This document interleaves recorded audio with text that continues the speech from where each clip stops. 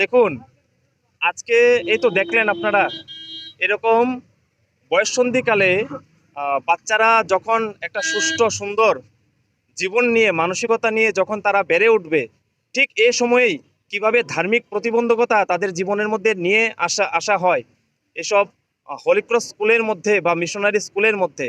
আর সেই ধার্মিক মানসিকতাটা কিভাবে নির্যাতনের আকারে পরিণত করে তারা একটা বাচ্চার জীবনে ব্যাপকভাবে সেটা কিন্তু প্রভাবিত হয় এবং বাচ্চার জীবনে কিন্তু সেটা উজ্জ্বল ভবিষ্যতের ক্ষেত্রে কিন্তু সম্পূর্ণভাবে প্রতিবন্ধকতা সৃষ্টি করে।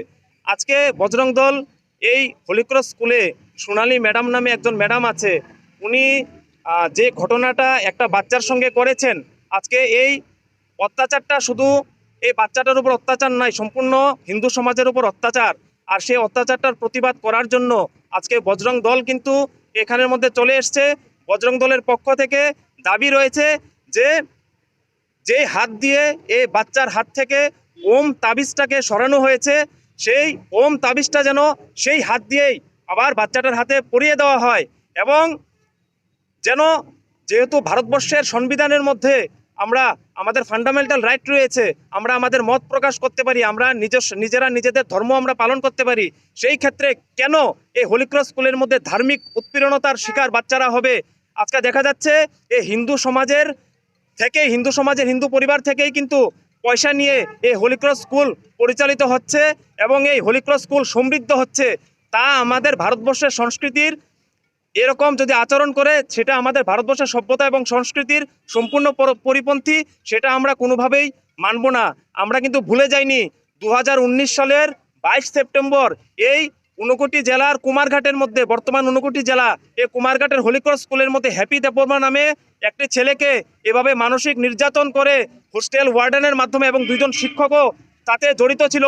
হোস্টেল ওয়ার্ডন কিভাবে সে হ্যাপি দেববর্মাকে, আমাদের হিন্দু ছেলে হ্যাপি দেববর্মাকে তারা হত্যা করেছিল। তারপর পুলিশ অ্যাকশন নিয়ে কিন্তু সেখানে দুইজন শিক্ষক সহ হোস্টেল ওয়ার্ডেনকেও সেখানে গ্রেপ্তার করা হয়েছিল।